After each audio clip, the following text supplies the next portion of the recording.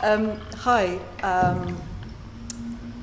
So yes, I'm Henny with Dog Kennel Hill Project. We're going to do a tiny sort of bit of an introduction about that, but not really. Can you hear? Because Yeah. the acoustics are really challenging in here. So Rachel and I are performers. We form two parts of a performance collective. There's three of us, and as a collective we also work very much in collaboration with other people. So it's very project-based, collaborative, context-bound, so it's very much in response to spaces and places and people and environments. But our background is in dance, so that's kind of the trajectory has come through being ballet dancer trained, and then contemporary dancers, and then kind of through performing as dancers, needing to use voice and needing to bring objects in and needing to just bring more and more stuff into the practice and make sense of the world. With a sort of choreographic, I still think there's a choreographic background to it all, in that it's still there's a sort of desire for abstraction and pattern, but very much in relation to real things that happen in the world. So I guess that's us. So for this event, we don't often do public talks about our work. We don't sit very easily with that. And so we thought that when invited to do a public talk, we thought it would be really great to bring someone else in to talk with us. At the same time, we didn't want to necessarily think of it as bringing someone in to tell us about what our work's about, but more to just sort of have a place of meeting and a sense of someone else's practice that might have their own. You have your own work and life as a writer, and also a background in dance, but. It felt like just a sort of an exchange of practices, or a sharing of practices, and a meeting point might be a really nice thing to share in front of an audience. So I had met Kelina very well. I'd seen you talk at another event, and then I think I looked Kelina's work up at a certain point a few years back, because we were doing a project called Etudes, Intention and Crisis that was very much about heightened states of emotion. And I sort of got really interested in your work then, because you'd written a book called Choreomania, about sort of hysteria in dance, and I felt already that there was this sort of attraction. And I think then I heard you talk last year, and then I got this book on essays on theatre and change, which is by Kelina Gotman.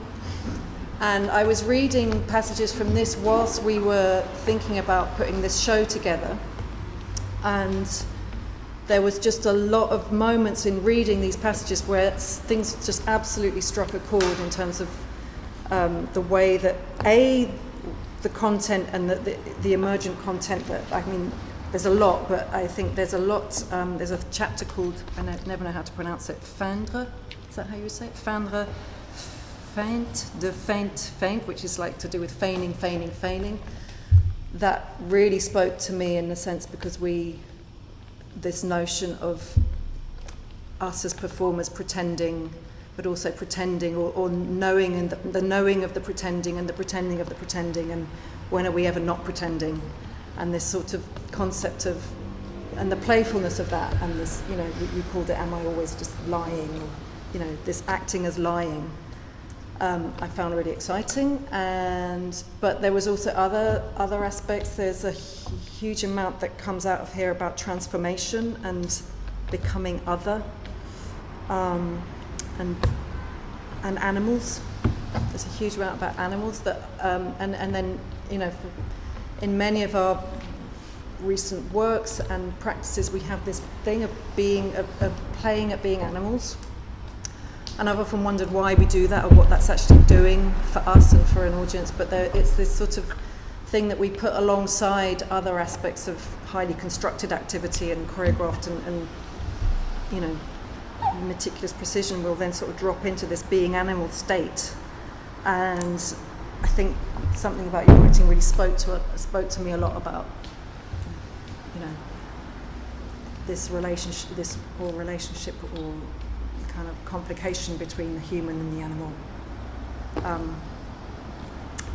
So that's kind of why we're here. So I invited Kelina to come and sort of be part of this process in quite a light way. We've had like 3 meetings, so it's not like neither of us have done heavy research on each other, but it's just been this sort of encounter of like, okay, we'd like to do this public conversation and actually properly kind of maybe meet in this situation. So that's what you're going to witness tonight. I think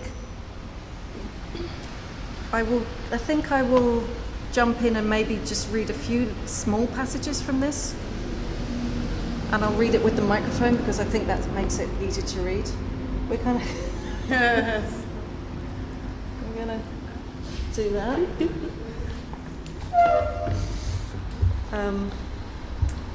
And then I'm gonna hand over. Then I'm gonna. I don't know if you want to introduce a bit more about yourself at a certain point before we move into. You see how you feel. Okay. So this is from Kelina Gotman's Essays on Theatre and Change Towards a Poetics of. And I'm literally not going to give you much context. I'm just going to read and then break off and then start somewhere else and read and break off. Is that okay with you? So the strangest in all of this, if one can feel one's way through philosophy, through the scenes of philosophy, its theatre, it's Derrida's claim after Lacan and Heidegger. And they're all thinking through these animals and their work patterns, the bees, and their dances, again, the bees.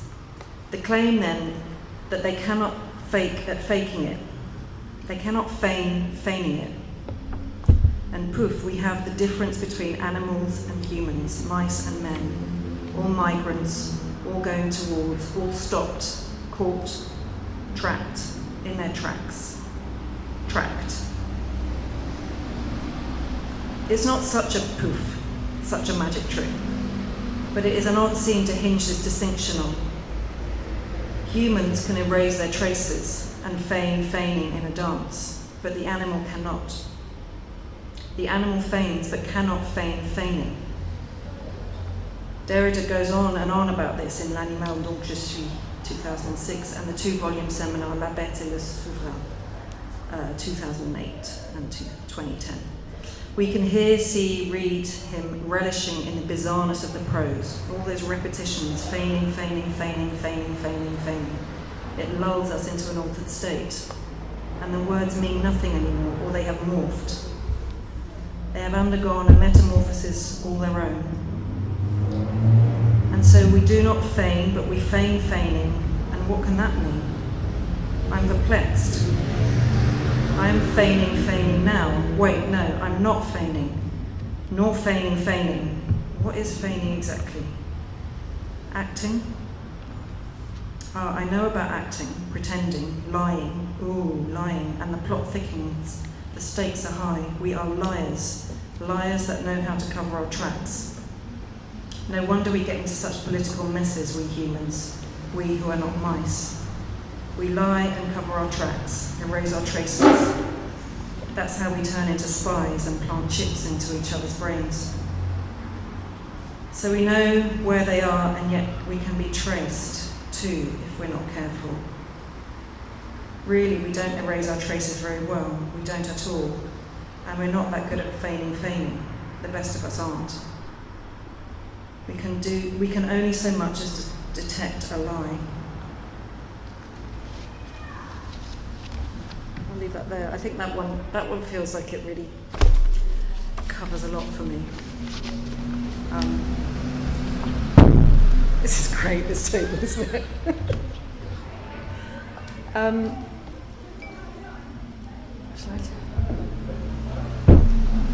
So, yeah, I think something about that, for me, you can sort of already, just in that short passage, there's already this sense of you placing yourself in the writing. I think that's what excites me most about reading this work, is that I felt like you kind of leap around quite athletically with a lot of different philosophers, a lot of different types of thinking. It goes into sort of kind of historical description sometimes, and it shifts. And there's always this thread of the person threading their thinking throughout it. And I think that struck me as something that I feel like when I'm doing what I call dancing, which is what we often do in this show, which maybe doesn't look like dancing, but I call it dancing because it's something about putting myself in a particular type of attention and kind of responding to thinking and allowing thinking to sort of move around in ways that might not be that logical even for me. That's kind of what I felt that I could sense was going on here in this writing, but actually in a brilliantly sort of athletically nimble, virtuosic way, like really super virtuosic and lively in a way that I couldn't do that in writing, but there's something that I could access in your writing that made me feel that. So there we go.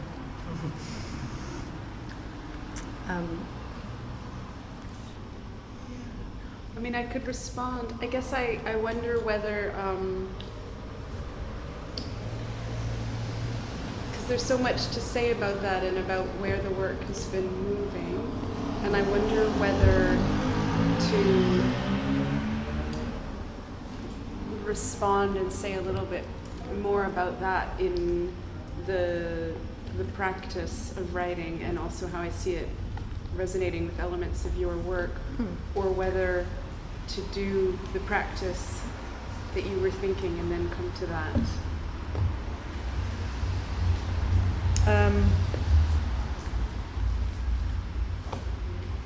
Okay, let's do the practice first. Yeah. So park it a bit. Maybe, yeah, or maybe I'll just say a few words, because I'll say a little bit more. Are you guys sure? I feel like I can hardly hear, and I'm sitting here.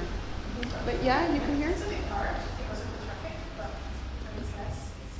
Yeah. Should we use the mic? Yeah? You're saying yes? Would you? Is it awkward? Maybe it's not. I wonder, the other thing is, if we put it, maybe we'll just pass it around, and then that'll be a choreographic. It'll be entertaining, won't it? Yeah, practice. I was going to say, otherwise we could stick it onto something that would capture us all, and then we could... I don't think the mic does that. You have to actually hold it really close. Unfortunately. Okay. Yeah. So I guess one of the things that was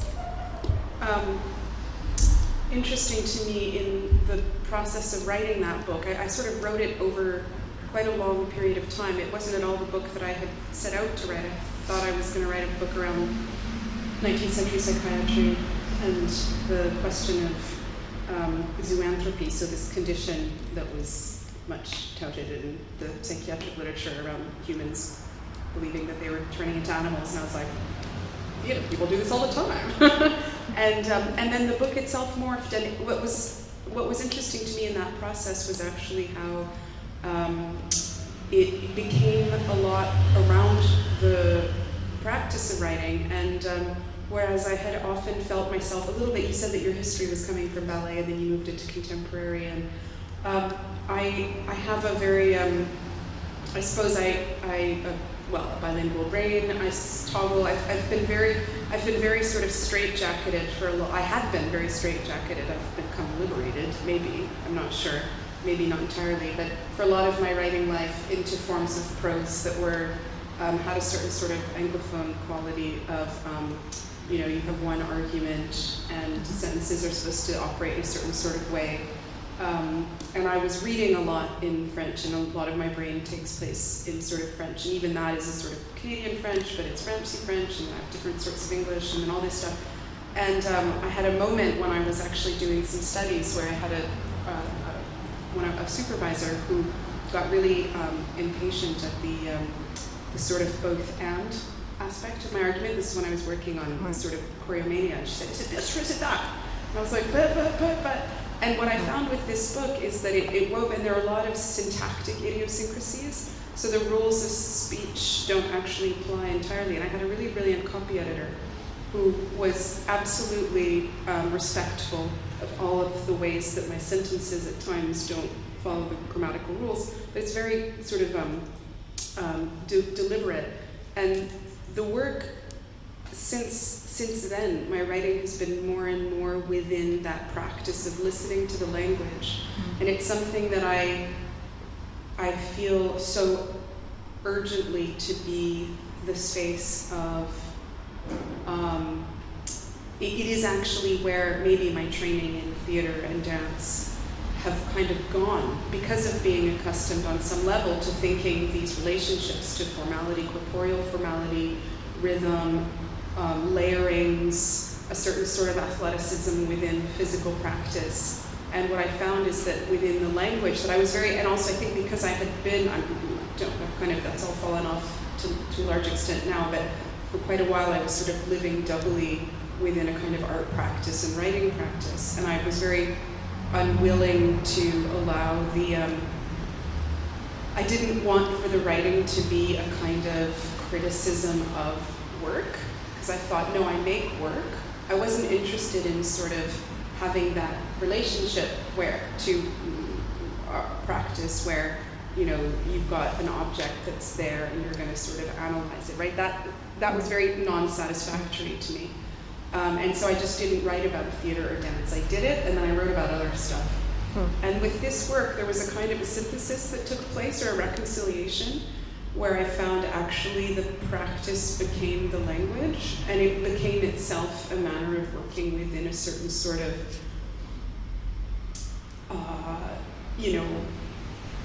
maybe it's a theatricality, or the work that I've been doing now since then, and which I'll read a little bit of from later, really starts to think about these notions of this sort of the space of appearance. This is actually a term from Hannah Arendt, but politics as being sort of some space of appearance. And I think, well, that again, that's what theater is, that's what theater does, or that's what performance does, is it kind of creates that which appears. But the challenge, and this came up in conversation with you, is what if what is appearing is actually a stripping away of the act of appearing, right? Which is kind of what this thing with feigning is doing, is kind of what maybe you're not seeking to show something, but you're seeking to show a process of taking away a thing that has been the costume, the mode, the technique, right? And that can only take place, I think, through a kind of unraveling or a swerving or a sort of working with, how do you do that? How do you do that? How do you do that, right? And that for me has been the task, and I think that's what that book was working with, in passing between different sort of modes. It was going to be called polypraxia at a certain time, sort of multiple practices. And the editors wanted a more sort of straight title. And then it got a funky subtitle. But it really is trying to think about this notion of polypraxia, or sort of multiple practices, and that zone, that sort of shifting zone between dusk and dawn, between day and dusk, or between sort of night and etc. That zone where the kind of light is just a little bit soft, and where things don't have quite the distinction. And for me, that is a translational zone. It's a transformational zone. It's kind of zone not where you're going from A to B, but where you reveal on some level, or you play with, or you hang out in the border zone, the zone of indistinction, which means that by doing that, you're already on some level outing or making appear the strictness of those categories that zone appears to divide. Does that make sense? So if you're within a zone, if you're within that zone, then those categories are already falling apart. So how do you sort of inhabit that space within which there is the non-clarity that we're accustomed to? There's a kind of, the light is softer, right? Yeah. I mean, it's making me think a lot, because I won't use the mic. Is that all right? But it's this sort of soft light zone that you're talking about, I totally get what you're saying, and it really speaks to me, but at the same time I kind of look around and I kind of go, none of this is in the soft light zone. Yeah. Because everything is actually sort of, there's something about, and when you were talking about seeking to, not seeking to show,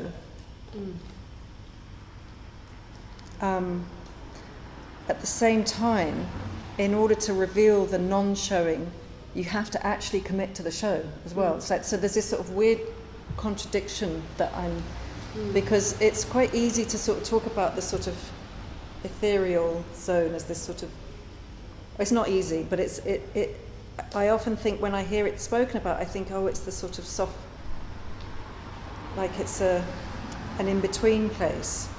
Whereas actually I think we don't inhabit a sort of, it's not very delicate, the space we inhabit. It can be, but it's actually about sort of full-on commitment, and at the same time completely letting go of any idea that what you're committing to matters in any way. And that's just it's a sort of... Yeah, I think where I see, I'll just try to project. I think where I see that there's underpinning your work, there is that zone, in other words, while you show these clear images and the strong figures, one of the things that occurs is that dislodges from its certainty that upon which that might rest.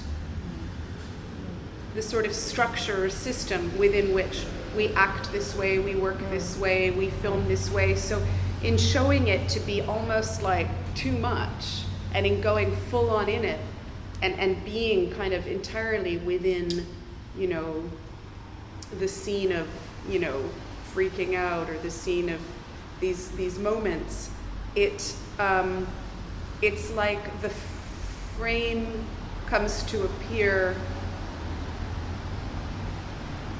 as failing to hold that. Yeah. Does that make sense? I think so.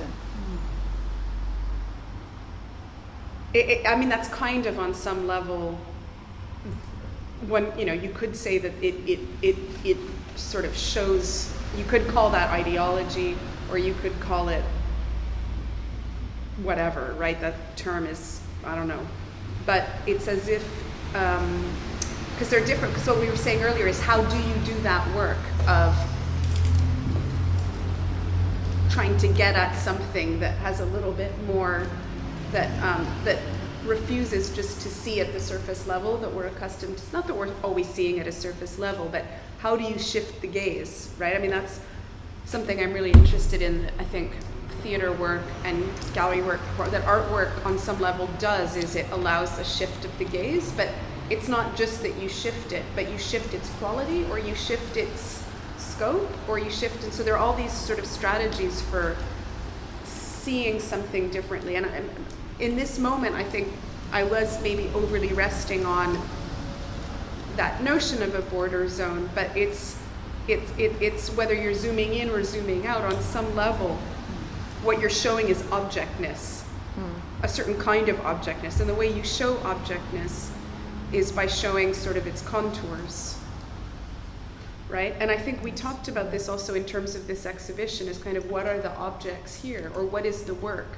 what is being shown? And there's a kind of unfolding of questions and of practices, but it remains that in the always partial showing of work as object, there's something else that comes to appear, which is on some level the uncapturability or the uncontainability. And we know all that, right, with sort of exhibitions of performance. But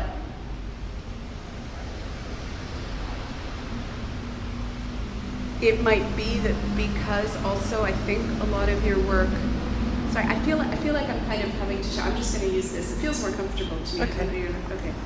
Because then I think that on some level, and we see with the video, because the films, even there, some of them are sort of films made from performances of, but there's, I think, I mean, maybe it's true that there's these very different strategies at play, but think that we share potentially, and say if I'm wrong, a kind of commitment to revealing the work of revealing. Yep. I think so. Yeah. The sort of revealing the work, or that it's all somehow work and it's all, the failing is as much part of it. The things failing to sort of manifest as they might want to be manifest, or the wanting to manifest even as part of it. The thing that you might want to be, and it's like we sort of reveal the wanting as well, and the sort of failing to quite hit it. Yeah. Yeah. Anyway, I think that's what gets me. So there's sort of expectations, there's wanting, it's a lot of desire, and then the questioning, like, why would you be even wanting that anyway? So that sometimes we can really pull the rug from underneath ourselves, just to kind of go, actually, you know, what's really there, what's really underneath that, all that wanting and stuff. I think I keep thinking about wide holding great width somehow, possibility and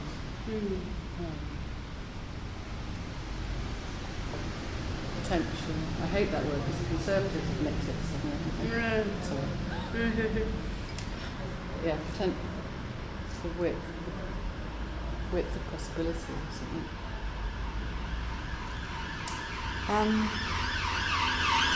I'm wondering if we should move into. We decided that we would treat Kelina to one of our practices, but obviously it's going to be public, so for you too. And I'll just introduce a little bit about it. Actually, you might need that sheet of paper. So we've got there's been an ongoing project, unless you want to talk about it. No, that's fine. It's good because I'm going to practice. Yeah, so okay. it's fine. We've got an ongoing project that we've been doing since 2017 that we're calling Transmission Room, and it's usually for an audience of one person, so one spectator comes into a small space, and in the gallery we sort of turn that into a little hut space at the back. And they are invited into, we call it receiving messages from the field. And inside the field hut, there's a reader who is reading the field for them, and then there's a translator who is translating the reading into words, because the reader reads the field as a sort of embodied reading. So, of course, I'm not going to say much more about that. What we mean by reading is obviously open to debate. What we even mean by translating is obviously open to debate. It's a kind of setup that implies that the audience member steps across a sort of threshold of kind of expectation and buying into something, that they're going to get something. And we always say that in this instance, the field, this is how we describe the field is all things sensed, felt, known and unknown that unfolds between us.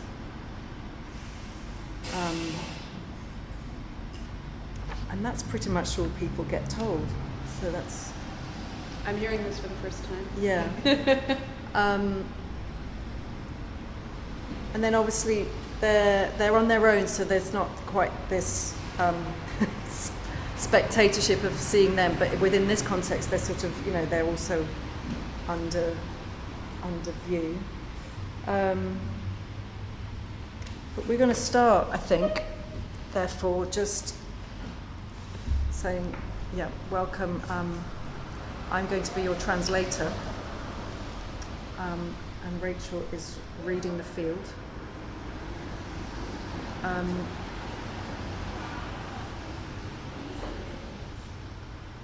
And I'm just going to give you the messages that come up.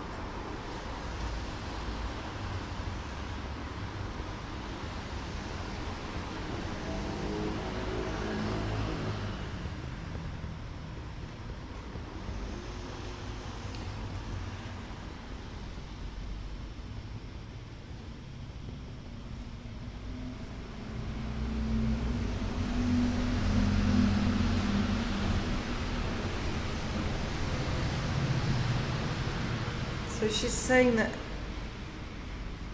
doing things in the open, anything that you do in the open air just is completely different when you can see a whole range of sky and different light and light changing.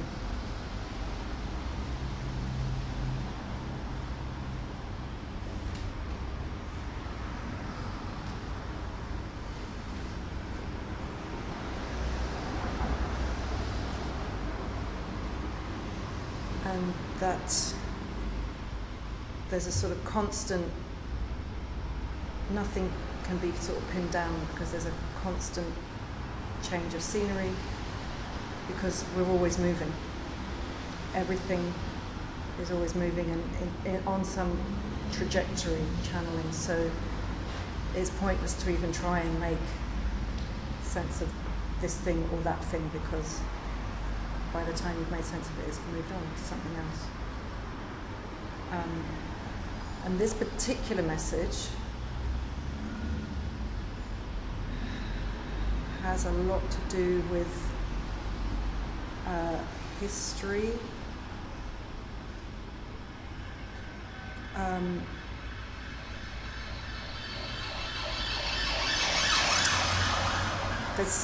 There's some trauma in history of the people that suffered to get where we are today. That is coming up.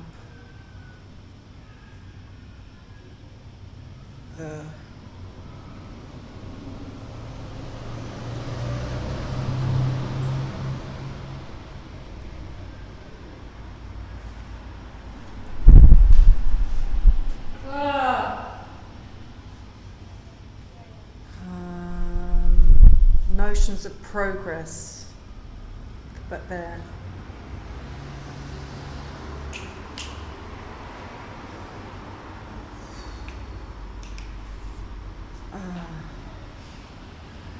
and a kind of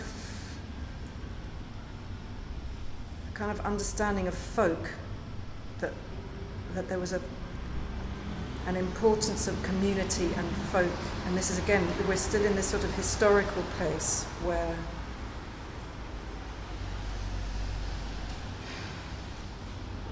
people used to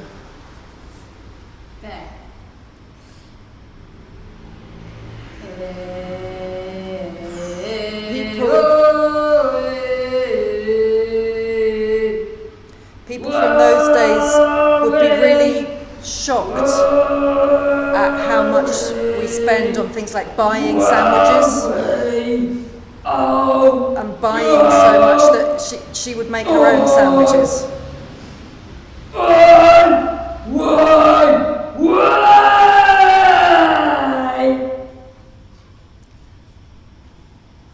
That's the message.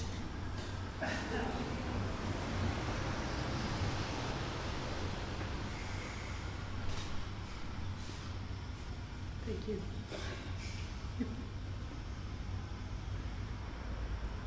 Okay. So that's a thing.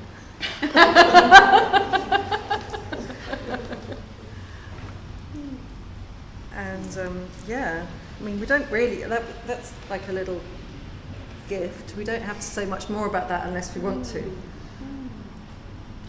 I think actually it's yeah. The first message is actually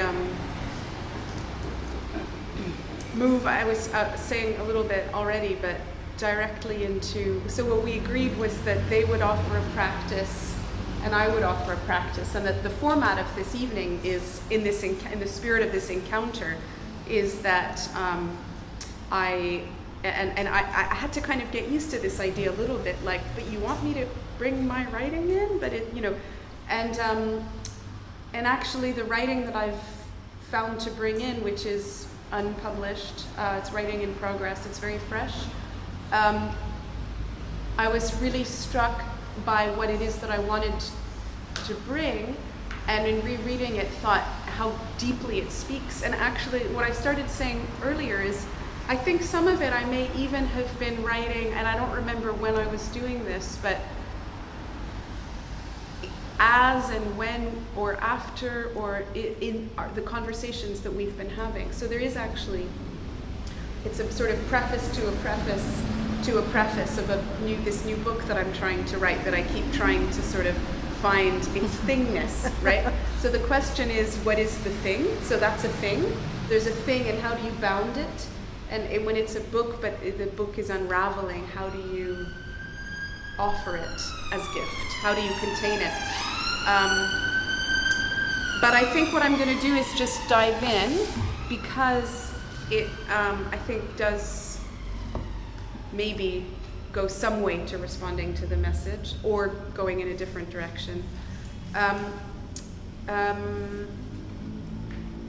I had, before coming to this, thought I might read a little bit from a chapter I wrote actually in a book that rethinks questions of failure and work. And it was interesting to me that you were just talking about failure again, and I thought, ooh, but I think I'm gonna leave that. My machine is here because I also have a little bit from a diary project that I've been working on that tries to think practice of the sort of daily practice of making. And I might come to that. This is a tiny bit long, so I'm just gonna sort of feel my way through if it's feeling like it's in sections. So I'll just kind of go until it feels like the moment has kind of come into its end, and we can pick up from there, if that sounds good. I will use the mic because I think it's probably a lot less straining to listen to with more sound. So this is my preface OA, chapter 0, but like little letter A, which I've called preface before. I have a preface after, so I have a preface that I put at the end of the book, and then I have a preface, and now this is the preface before. And it's called Incline. And this is for a book which I've been calling Passionate Thinking. And I've been thinking of it as the Theater and Truth Project, so it continues on this question around, it's kind of the next stage after thinking, painting, sort of thing. I'll just dive in. Okay. This is an autumnal book. In the words of a wise friend, autumn is a time when all excess is shed. The leaves drop, the trees retreat into root life, all light withers to bare necessity. Our gazes are narrowed as mist and fog blanket the streets with a thin layer of sparkling pearly ice. As I write this, I hold in my gaze a large crinkly yellow leaf my daughter picked up this morning on the way to school. She drew pictures in it, tearing out little pieces as we walked. Another leaf, a love heart, a washing machine, a plant. As I walked home from dropping her off, holding this in one hand, my pocket fingering my keys in the other, I thought, I will sit down to write, hold off on the other things, the excess. And this is what this book claims, the space this book aims to carve out. A space within which a writing life unfolds in spite of all the noise, the pressures, the demands. All writing is this, and yet within our writing lives, within these precious moments we attempt to capture, to hold, to make space for, and to occupy, chastising ourselves so often for lack of time, lack of energy, resource, and the rest. We rarely, I think, give space to thinking what it is to occupy writing as refuge. But while our politics fire up thought on the street and around the kitchen table, in the words of Beverly and Barbara Smith, conjuring the feminist press they ran with Audre Lorde, with Gloria Anzaldúa, still I think there's more right now within regimes of 24/7 visibility, accountability to institutional pressures, and it goes on, to think what it is to rest, and to rest within thought, to rest within a thoughtful life. And so, of course, this book rests with Hannah Arendt, who in The Life of the Mind attempts to untangle thoughtful life from accusations of apoliticality. On the contrary, she argues, it is to be thoughtful that we must tend, first of all. This is the basis of all politics, the grounds within which politics might arise. And this book rests in thought with many others, but by and large it is also, in the way of this leaf, a crinkly and a crumbly, a delicate book, a bit bare, a bit falling apart. It is some of the thought that, torn from the tree or fallen, has found its way to the ground, been picked up, ripped tenderly apart a bit more. There are shapes within a broader shape, which is the thinking life, a form of life that tends towards the work of life forming. That is to say, a thinking life that unfolds all the while it rests within the unadorned and urgent work of refuge, a trying to come back down to the ground. And from within ground, from the point of view of this walking on black earth, looking at the yellowing trees, the low light, feeling oneself exposed, braced, quiet, language comes to act as all that one has for engaging the borderline between self and world, as one ingests world, spits out a sort of language informing in spite of oneself, a kind of language that runs headlong into the wind. The language for so much of this tumbles out, speaks too quickly, there's an excess and retreat, and it is this place of being within and without oneself that negotiates what it is to be oneself within world, to be entangled, enmeshed, present, free, indissociable, and also inalienable, kind of radically singular and never ever a singular being, in the words of Fred Moten, reprising Edouard Lisson.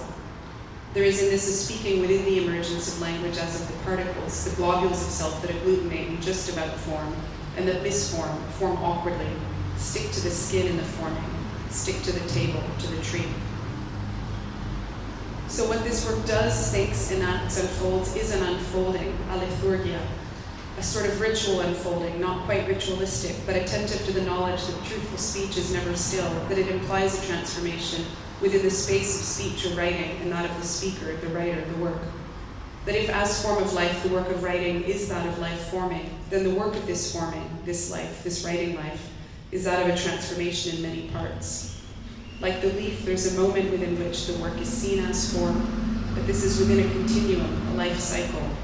We might call this organic writing life, slightly tongue-in-cheek, of course, but there's something here that seeks to be within the modularity of seasonal life, of rhythms and life shifts. So it is in this sense choreographic, choreopolitical, in that it lilts and swerves and trips, tumbles and glides, in something that thinks flesh and skin and heart and motion, and the way these words fail utterly and completely to describe, to account for, the way our writing lives bleed so far further out from these bodies than this. I was teaching Ansaldua's Tlili Tlapali, The Path of the Red and Black Ink, from Borderlands, La Frontera, yesterday, and she says this about writing, this and so much more, that, quote, for images, words, stories to have transformative power, they must arise from the human body, flesh and bone, and from the earth's body, stone, sky, liquid, soil, end quote. And she writes, quote, this work, these images, piercing tongues or earlobes with cactus needle, are my offerings, are my Aztec and blood sacrifices, end quote. Earlier in the piece, she writes of the work itself as having a form, a shape, a life form that emerges as if of its own accord, that emerges without a carapace, architecture, structure that should be straight, that should suffer the privileges of rectitude, in the words I add here, of Adriana Cavarero, who in Inclinations, a critique of rectitude, reminds us of the masculine fantasy for the straight line, away from maternal incline, from the bent back, the tending, tilting neck. But Ansaldúa, already I'm strained, swerving, entangling, interlocking. Ansaldúa writes this of the structure, or anti-structure, or alter structure of her work. Quote, in looking at this book that I'm almost finished writing, I see a mosaic pattern, Aztec-like, emerging, a weaving pattern, thin here, thick there. I see a preoccupation with the deep structure, the underlying structure, with the gesso underpainting that is red earth, black earth. I can see the deep structure, the scaffolding. If I can get the bone structure right, then putting flesh on it proceeds without too many hitches. The problem is that the bones often do not exist prior to the flesh, but are shaped after a vague and broad shadow of its form is discerned or uncovered during beginning, middle, and final stages of the writing. There's a very long quote there, but I'll just skip through that. It's really wonderful if you don't know Ansaldúa.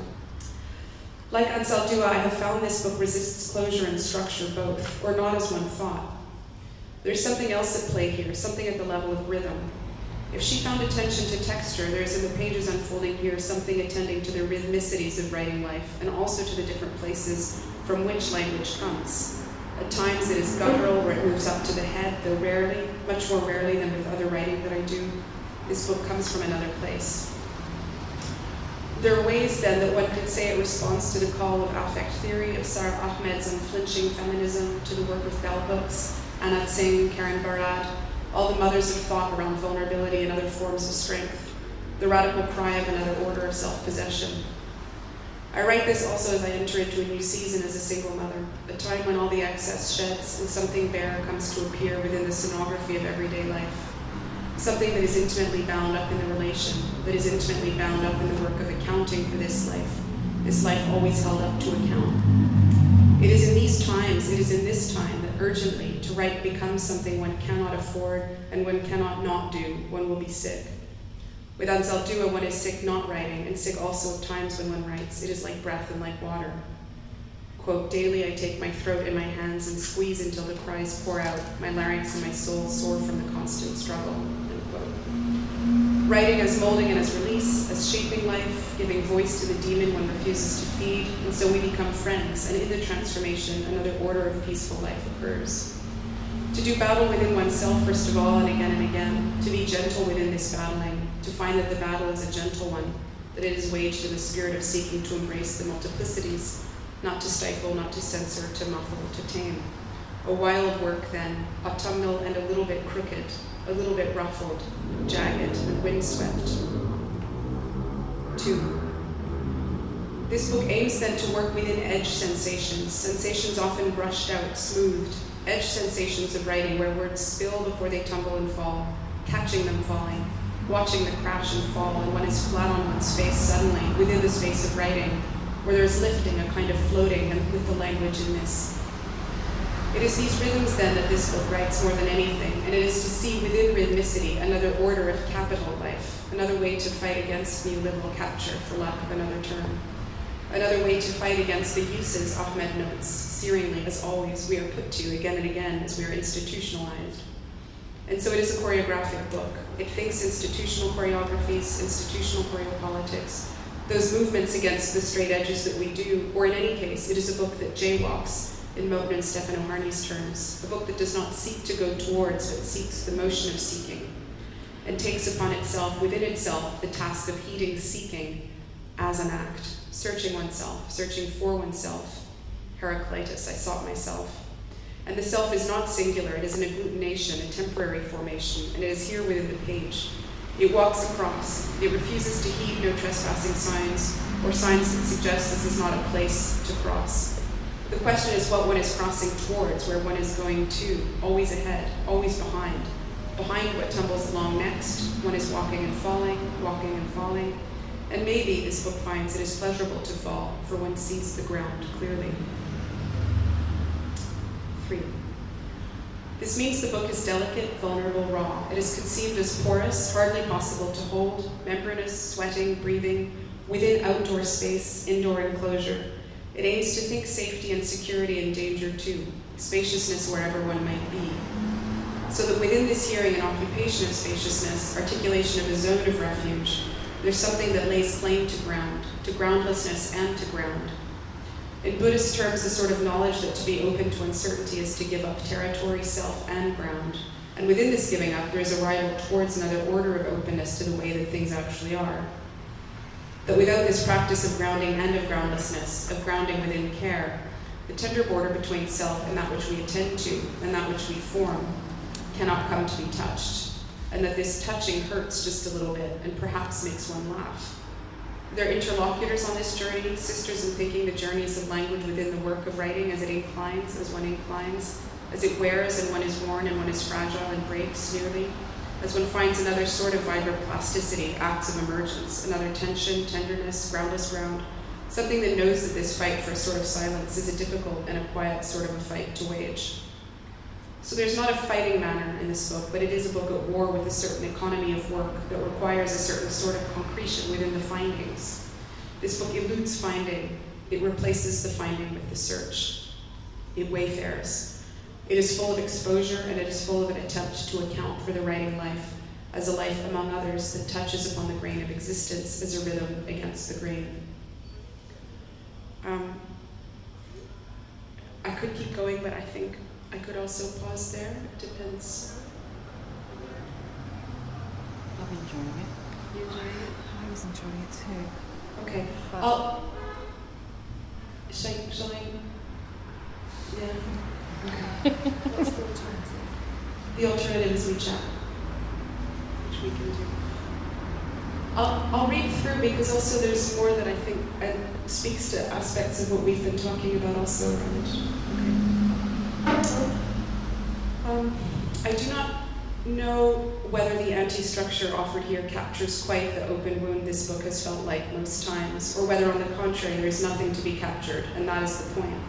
that the book is an offering from the depths of autumn, from a few autumns as the work has rested and formed, an offering from an entangled place of many where-froms, an East European Jewish displaced, a wild Western displaced, Canadian from Montreal, a South London, a partly Gallic, not quite continental, not quite joie sort of language, always in the middle of things, always not quite in its place, always searching for the tone that is right, always finding it is not quite, and that in the not quite, the broken language, something other inalienable appears, the inalienable singularity that refuses to be captured by class or kind.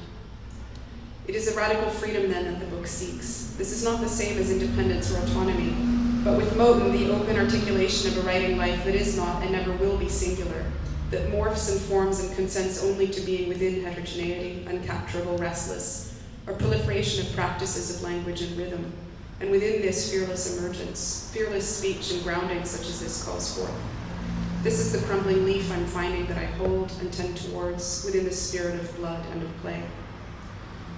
So there's not a self-knowing but self-searching, or in any case a searching what self would be that writes, and a showing that this is political, that this is the political ontology of ourselves, in terms put forward by Michel Foucault, when thinking questions of care. That to practice knowing as opening is the philosophical act, that philosophy at its root was a spiritual exercise, an exercise in radical health. That the zone between searching and the zone within which writing appears is the space of language coming to form, of language forming, and thus it is an ethical and a political relation. It is a way within which the technique of collective life comes to emerge. Techne to biu, an arts of life, an aesthetics and a politics of existence. So what is taking place is writing as form of life, as life forming. As Tikkun have it, quote, I call thought that which converts a form of life into a force, into a sensible effectivity. And they gloss, actually, to assume a form of life is a letting go, an abandonment. It is at once fall and elevation, a movement and a staying within oneself, end quote. Perhaps this is crazy making, the falling and rising, going outward and staying within oneself, as oneself opens to the world in the wind and blinding light, the sun just at the level of the horizon. We walk forward in this, or jaywalk.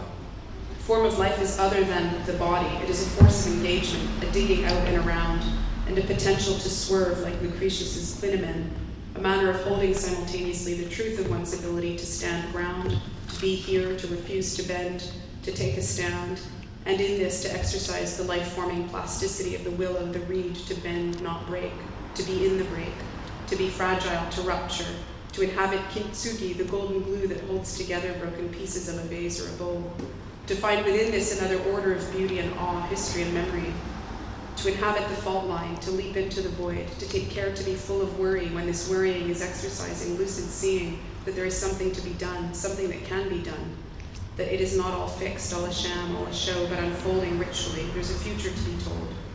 This is the path this walks. The songs come up nearly from the ground, ride the wind.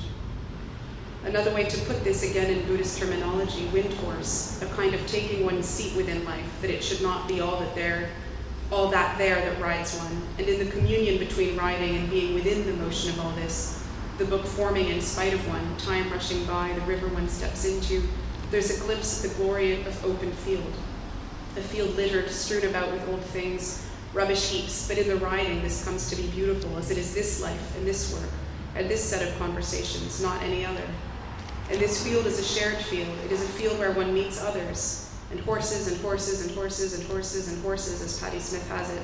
There's a sea up there. There's no land, there's the sea, but the sea up there, possibilities up there, possibilities up there. There's the sea around me, I am standing there, and I handed him a coral flame. Why passionate thinking then? Passio, that which feels strongly, that which endures, perhaps endures pain, or where this pain passes towards something else, jaywalks, and in the searching for something or other, finds that in this tender space of pain there's a spacious opening, a field of horses, a coral flame, and tattered yellow-orange leaf, and in the simplicity of this, strength to weather another day, to be within a politics of the radical present, to enact a practice of being right here, to refuse to let go or to run away, to refuse thus distraction, escape, practicing staying with the trouble, Donna Haraway. This is a manner of articulating another way forward that releases, rising and falling, breathing thus also. engaged in attending to life in the full force of an awakened attentiveness to rest. 5. Walking in the muddy common across from my flat just now, I'm struck by this obvious, so magical thing, how the trees gift us a burst of orange, of blood red, before folding into the dark night of winter. How before they expire for a period of months, hunkering down into the naked space of the bare branch, they emit dazzling light, a hallucinogenic impression of sunshine, the orange fiery like destruction and like life. It is something every year we see and are amazed by, and so fleeting, this way the world around us lifts the dampening spirits, just as if to say it will be all right. More than this, it is stunning, awesome. Even if it is going to be over soon, it will have been worthwhile. And as I enter myself into what feels a new stage in life, older and wiser, find a new triangulation, echoes and reverberations, laughter and communication with my daughter as she becomes a big girl, I'm struck also by the way we cycle through these periods and care for one another far beyond the confines of what is here. That the breath, the trace, the imprint of life is something we shelter within ourselves in the recesses of memories emerging, of gestures and stories told. That to exercise life as a tender holding, this is at once to be within a loving kindness and to be open to wound and pain. That this is what the orange burst, the embers tell us. That if to confess is to tell what might not otherwise be told, then call this a confession. I call it writing life. This transcends in its subtends what might otherwise be institutionalized, captured, and sold. Or let it be then, but I've already walked back out the door.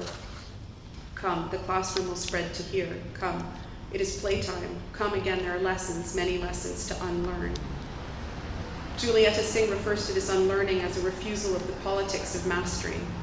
If it is not unlearning quite, it is openness to another order of knowing and of experience, a refusal to heed the borders we have come to see and to know, a refusal to mutilate this life from that, to heed temporally the sorts of hierarchies that sustain structures of power, such as what determines what should be kept out of sight. In language, this refusal translates into a reckless recalcitrance with regard to the proper deployment of institutionalized academic speech. A joyous heteroglossia, a polyvocal, polypraxic deployment of engagement with thinkers and with the stuff of raw, vulnerable life. A refusal to heed the strictures of genre. So even the confessional mode distends, disappears. If to confess is to speak what should not, what might not be spoken, then to refuse to see this as confessional is to claim that what is spoken is right, not to be hidden and good. It is to refuse the boundaries to what is meant to be public and what private. It is thus with Hannah Arendt in this instance to inhabit a politics without sociality, without the sphere of gossip ungrounded in a right to reside. In this view, with this light under the shadow of these bearing trees, what takes place is the negotiation of a borderland, in linguistic terms and in terms of frank and fearless speech.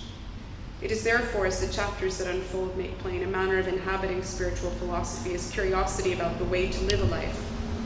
It is to refuse seeing life as object and writing as instrument, or philosophy as lens and life as something messy and awkward to be hidden out of view. Also at stake then in this and a parallel project out of the wings with regard to what takes place here, what the writing explores is something that can be termed a reorganization or disorganization of what our organizations so much wish for us to see as the problem of work-life balance, or choreographic and a choreopolitical act that renders quarreling two aspects of world in a manner as to set this war into our terrain, to require us to buck up, or else to admit a sort of sniveling defeat. Life is always on the side of the weakling in this equation, and it is gendered female. So let us refuse that for a while. Bring to the table another order of homework, in Sar Ahmed's terms, the work that seeks to think what it is to expose the problem of what it is not, to be entirely at home in the world, in a world. Quote, homework is quite simply the work you are asked to do when you are at home, usually assigned by those with authority outside the home. When feminism is understood as homework, it is not an assignment you have been given by a teacher, even though you have feminist teachers. If feminism is an assignment, it is a self-assignment. We give ourselves this task. By homework, I'm not suggesting we all feel at home in feminism in the sense of feeling safe or secure. Some of us might find a home here, some of us might not. Rather, I'm suggesting feminism is homework because we have much to work out from not being at home in a world. And again, I'm going to skip the rest of that quote. What is at stake with this is theory, the practice of seeing life. And so what I'm calling with Pierre Hadot's spiritual philosophy, with the Stoics and the Buddhists as well, is a manner of engaging the arts of living as a self-searching, when and as this self-searching opens to an unfolding, and when this unfolding in the street and at home understands that at stake is the possibility to be with sovereignty within ourselves, sharing this away from the economics of use. That the oikonomics and the oikologies, the work of household management, that all of this requires us to reconceptualize what it is to write in our own time. To write that what the writing is, this writing here, is an occupation of time as such. It occupies the time of life forming within form of life as encounter and as swerve. So it is a passionate sort of thinking then. It becomes possessed with the task of self-possession as that which enables action within the world in partnership with those for whom we care. Care, pura, anxiety, a tender reaching so the other may be free, free in her care, in her holding, and her being held, as I'm free within the embrace. 6. It won't go on for much longer. There's something else at play here, and that is theater. Theater and truth, truth and theater, the way these two pesky bedfellows fail quite to become reconciled, always need one another in order to set themselves apart. So within these pages there unfolds something of a searching for language within the work of fearless speech. There's also the quiet and vulnerable claim for something like truth, something that is not prior nor above, but within this muddy ground, this crinkly leaf right here like this. And in the showing of this, there's theater. Theater is a theatrical operation, really, an operation that has for its task to show, to frame, to lay bare, to unclothe. Costumes clothe, and in that they perform an unclothing. They show that there's clothing that has been done, that there has been light cast, a shadow drawn. So while choreography is my method and rhythm, there is a way in which the performative play of another order of theatricality comes to stand in for a manner of understanding the work of theory as of a play of the gaze, a way of knowing how we know and how we might engage in the work of knowing a little bit less or otherwise, so becoming more free, become less beholden to forms of mastery and of borderlands. I say this here now because in so many ways, theater is the old art form that nobody wants to hear about really in high theory. It does not have the majesty or the edge of visual art. It is not slippery like dance, but it allows for thinking what remains unhidden, what can become hidden again or seen. And so if the use of theater is to think modes of visibility, of visualization, and of that which is hidden, rendered shameful, tucked away, then thinking the relationship between theater and truth in the manner of passionate thinking is to enact a way of engaging in the embrace. It is to find oneself always more than one within one's radical non-singularity. It is to see that there is always not only a morphing, an opening, a spacious recalcitrance, but also a way of finding within this anarchic collectivity a kind of sharing the joy of language's entrance onto a common stage. Its manner of forming just so at the cusp of intelligibility and in the shimmering or the shuddering recognition that something is being said, world forms. There's one last section, but I feel I've really been speaking for a long time, and I kind of feel like... Do the last one? Okay. I kept going on the train when I was rereading this, but maybe I'll spare you that last bit, or maybe I'll read it also. There's not very much of it, but okay, I'll read the last one. Fine. Thanks. Okay. Get to the end. Just get to the end. Okay. And that's 7. Another question this book asks, another modality this book explores, is what is at stake in speaking? Sometimes it is information to be conveyed, something that has to be told, that has been found, unearthed.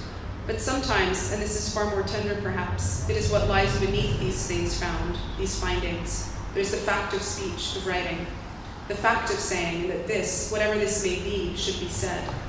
It is not at all for a moment to say that the thing said is arbitrary. Sometimes it is not a thing at all, but a tone. It is that within saying, within taking up that space, occupying that terrain in that time, there is an assertion of a being here, and this underpins all it is that we have then to offer in the mode of content. That if we seek for content, if there is a cry at the heart of it, we often do not hear the cry. We shift attention towards what is at hand, what can be grasped. If this work is autumnal then, unadorned, a bit naked and without its leaves, it is that it comes in the mode of a searching for what it is that is saying, that is this need. That to say this again, to risk repetition, finding the language is not quite right, to be thinking and saying, is also to be claiming a certain sort of spaciousness within the matrix of governed time. That this then is the point, and it is a matter of articulating what it is within the everyday regimes of governmentality that inflect our working lives.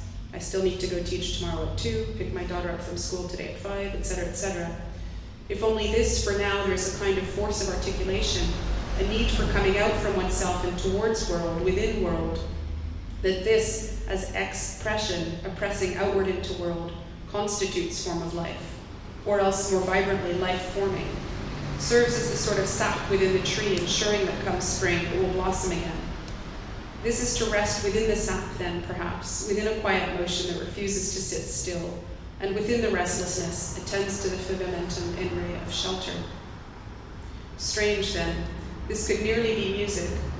Moten teaches us this also, quote, how to keep this vesperish thing, this echoic atmosphere, this condition of surrounding and infusing, this nonsensical, ex-sensual ritual, an open secret, how to let the sun inside a refuge.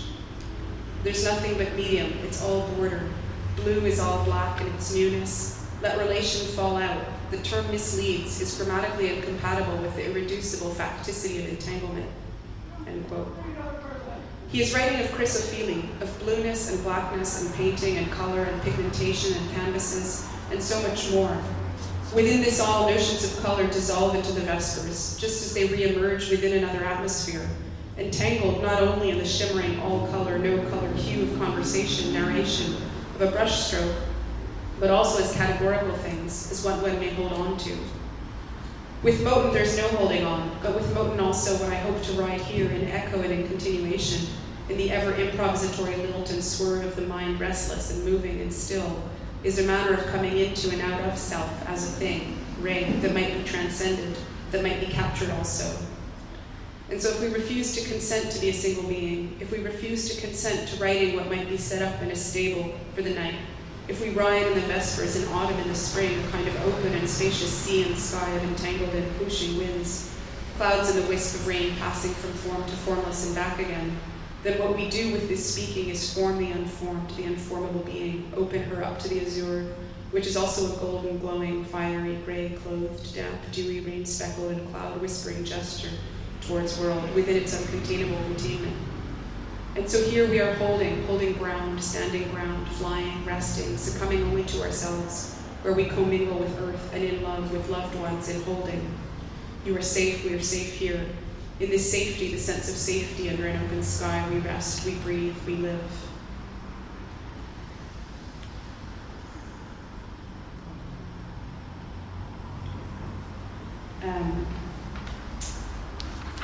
And I wrote more on the train.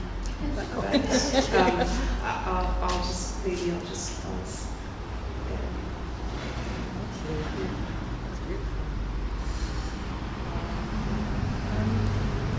Gosh.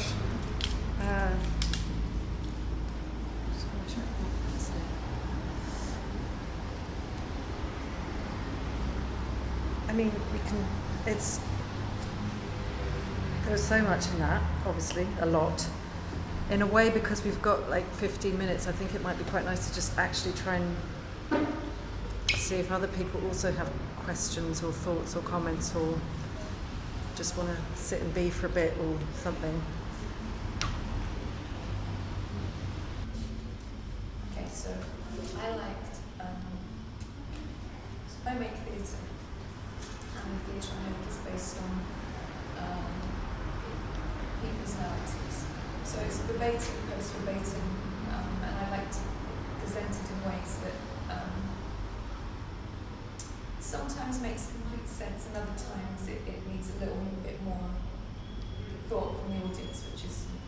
So I really liked what you said about, I don't know if I liked it, it intrigued me. Theatre and truth fail to reconcile. It's a lot for me to, I'm going to think a lot about this.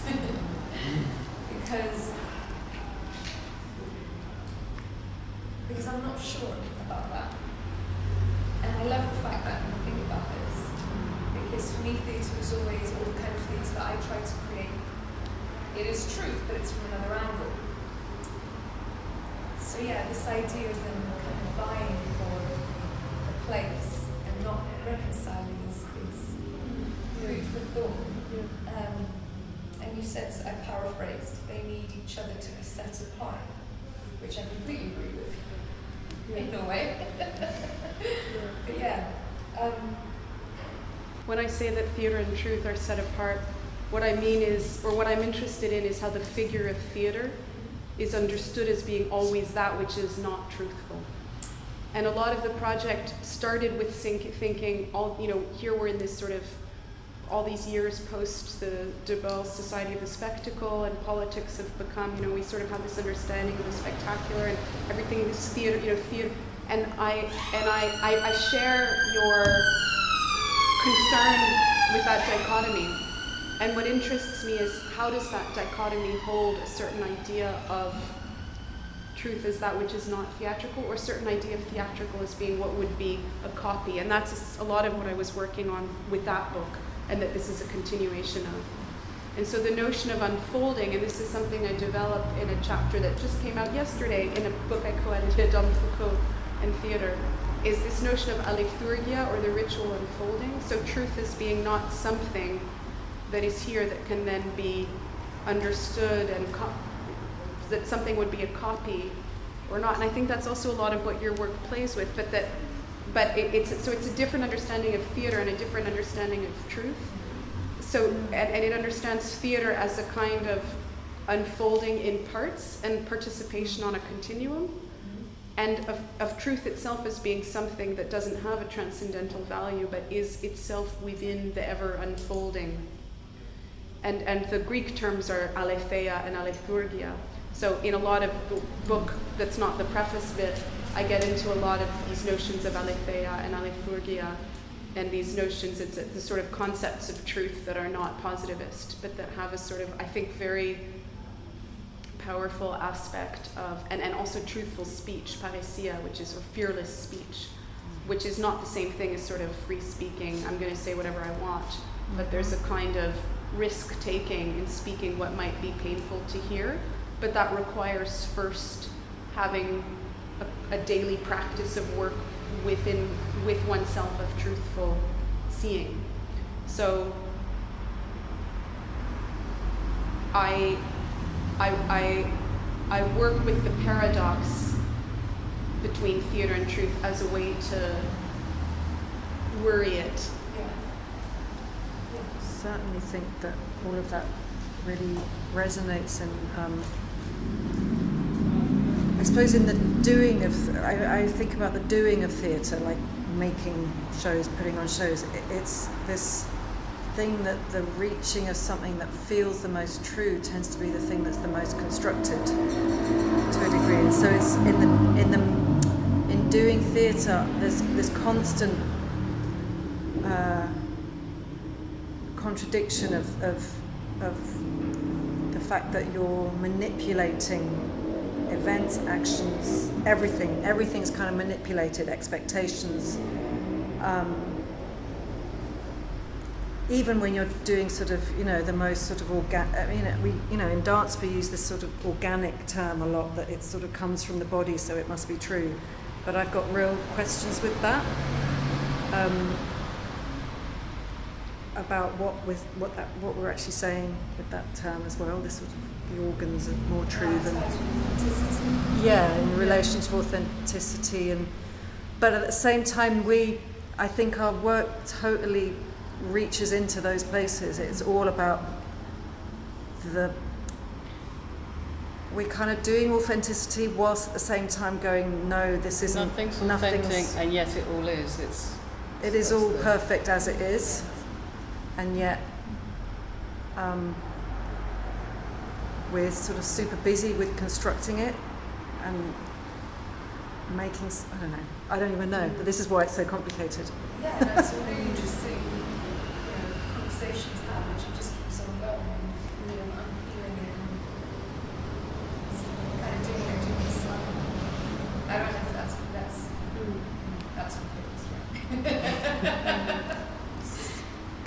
Kind of, yeah. Thing we've been busy with for a while, so we thought we'd let it in.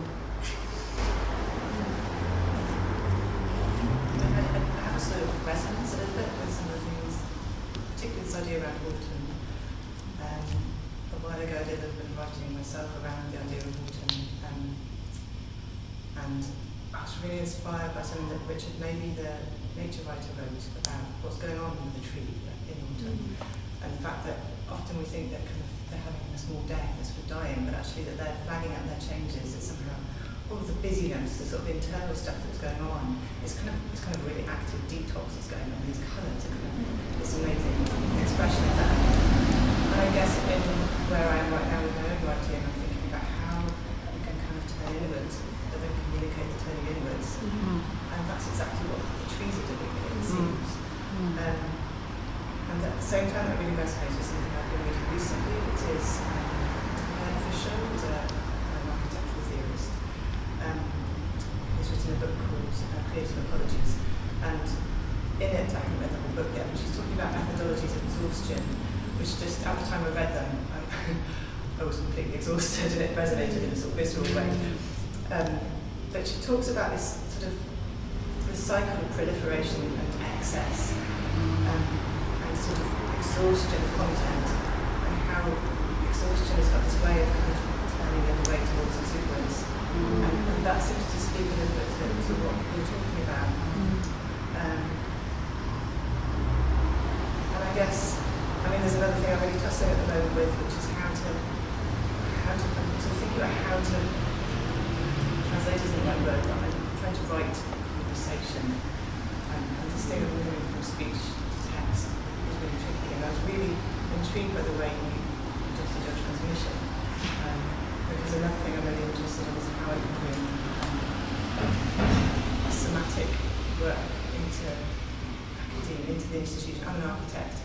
Right. It's not, somatics isn't something we generally kind of speak of or act with, or I'm not quite sure I'm using the right word, but and so just watching what you did right now gave me some clues as to how I might do this, because there's lots of issues around truth, or even just kind of the ethics of how you make that between bodies, and how in an institution environment I can explain, but there's an impossibility of explaining, and in a way it's kind of an inbuilt failure of explaining what that reading or translation is. So yeah, thank you for that, because it was some hints. That would be interesting to know the hint. I mean, was it just about just do it or something? It wasn't going to just do it. Yeah. I mean, it's great that you bring up a lot of those things, because the questioning, I mean, we've had this practice, and then there's often in the sort of research spaces where we've held it with groups of people, there are periods of doing the practice and we get off, it's great fun, or it's complicated, or it feels like it fails and all that, and then we can really just talk about the ethics. I mean, we've gone into realms of questions about the ethics, and then the truth of it, of course, like, are we really doing what we're saying we're doing? How do we know that we're doing it? What's our measures for success? I mean, it's sort of incredible, but actually just doing it, it happens. And you can kind of almost, and that's this thing about framing as well, that we create, the thing that we come up with is that to sort of create a frame, and actually we're trying to sort of do it as a thing that where we actually have a physical frame that people step into the room, and that frame makes everything sort of okay. It's our idea, just, Yeah.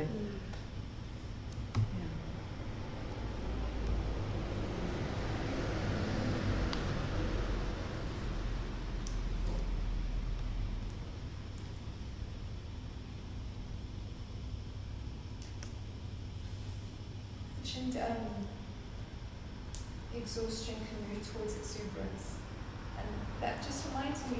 So I've been, there's a practitioner called Wojtowski whose work was about. I don't know if you'd have called it exhaustion, but it was about getting performers to get to that point where, exhaustion. In that exhaustion, you find truth and real presence. I feel like exhaustion. Well, but it's funny. I mean, we were very curious about Kubrick's methods with Shelley Duvall, which there was a certain amount of practice that was sort of exhausting her and putting her through. When she did the most takes of that scene, you know, it's kind of cinema history. So, I mean, ethically it's questionable, but she doesn't regret it, actually. That's interesting. I wonder if the film had flopped, if she would have regretted it. Well, yeah, good question. You know, it all has to. I was talking the other day about the Blair Witch Project. You know, where they were also pushed to exhaustion to get that authenticity. I mean, it's a different kind of level, but it's really interesting, like through art, to how makers try and achieve that sense of real truth, authentic, and a lot of the unethical ways that they do that. Yeah, I don't know. Really, just not sure about authenticity.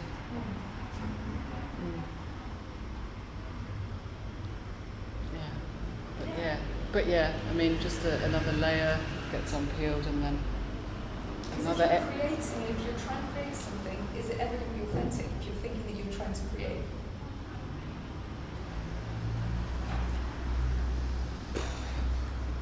Maybe it's a choice.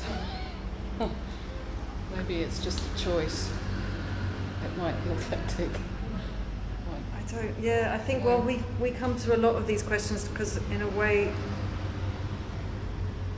often conversations about authenticity create a sort of value over certain truths than others. So there's some authentic truth that's truer than the sort of neon fakeness of this. Like, at what point can we say this is authentic? I mean, it's like some, you know, made out of some toxic thing. I don't think it is toxic, actually, is it? No, it's not toxic, but it's just toxic. what is this? I don't know. We've often come to points where we arrive at the most. I don't even want to use true. The most satisfying places are where we can arrive somewhere where everything that unfolds is what it needs to be and is perfect. And it's just quite rare in your life that you can be in that place where you can kind of feel like you actually touch that or know that everything that is happening right now is what is meant to be happening and it's perfect. I mean, messages requires that. The practice that you witness requires a decision that that's what it is and that's where we are, whatever's unfolding. And the practitioner has to just, otherwise it could be rather excruciating, I imagine. That's not a lack of criticality. But that can also enter too, if that's what enters. It's But it's quite interesting in relation to what you did as your practice and then what you brought in as your practice. And kind of from our perspective, the witnessing of the truth of your reading of what Rachel is doing, or authenticity, or fakeness. Or fakeness, but in whatever. the commitment to this action of performing it and bringing it here to us, and kind of our experience of, I don't know what everyone was thinking, but so how much we were asking, what the fuck, or what, you know, how great, I'm really seeing all of that. And then hearing what you read, and I can see it's written on paper, so there has been a different, I assume, a different kind of processing and editing and practice. And I don't know, I'm just kind of thinking from this perspective of audience, I guess. What's that gap or that space between what I'm witnessing in relation to this idea of authenticity? It's so interesting because in so many respects, although this comes on the page, none of it has been rewritten. Right. Huh. Yeah, I was interested. So, yeah, there was one bit of the Patti Smith that I cut because it just felt explicit in a way that I didn't want to necessarily bring to the page at the moment. And there was one three-word bit that felt like irrelevantly about a sort of very contingent element of my life right now. That's kind of that I crossed out with a pen. So what's interesting is that actually your messages have a far more rehearsed element than the writing, and yet which I think emerged and was written in its emergence, that the writing was an emergence of the language. What I find for myself, the writing that I've been doing is a writing that involves, you could call it performative maybe to the extent that it is an act, it involves an attunement, it is a very kind of intense concentration that comes and that attends to the moment of the language unfolding. I don't know how much of that I'll rewrite. Not all of the writing is that way. This academic diary project that I've been doing is all unedited.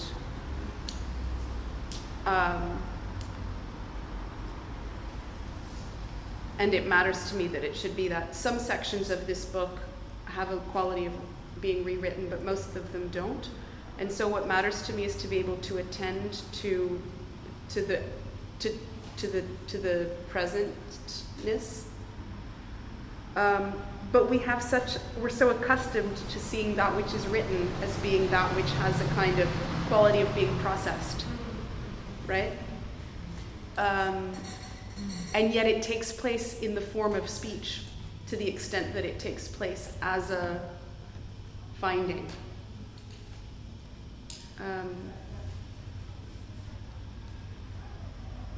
Yeah.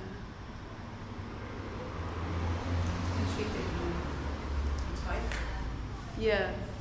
I was just thinking that when I tried to write in the way that you're describing, I've sort of decided in terms of materiality that I'll go for Yeah. quite erase it as a commitment and to explore that.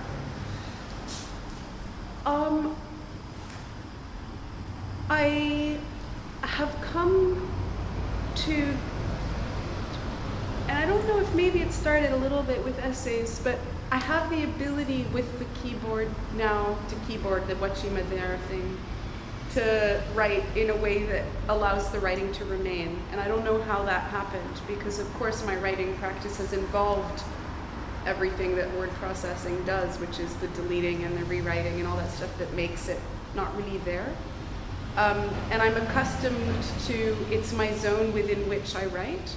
So although I have notebooks, and sometimes, I'll be in a moment, actually just before coming in here, I sort of waved through the window and then you didn't see me appear because I had to stand at the counter there and write, because I was writing as I was walking, and so there's something, so the computer is a place of where I put that stuff. Partly pragmatically, because there's so much of it, I find that it's then there, and my notebooks kind of, but sometimes it'll be that I don't have my computer and I'll write on the page. I wrote a talk in Vienna, for Vienna, almost entirely by hand, and then I typed it out. And then I think I added some bits, but I ended up keeping it almost as such. So, but that's more rare. And I agree, yeah, it's not what you would expect. So I don't know, there's been a retraining of the brain. Yeah.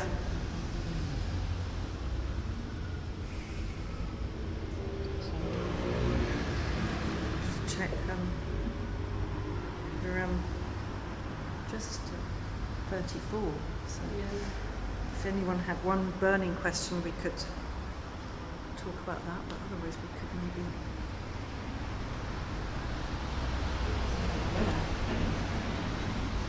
Well, thank you, Kelina. It's brilliant. Yes, thank you. Thank you so much. It's been great great to hear your writing, and great to sort of share this moment, and somehow it allows me to make sense of what we're doing in a particular way. Oh, good. Yeah. Thank you for being here.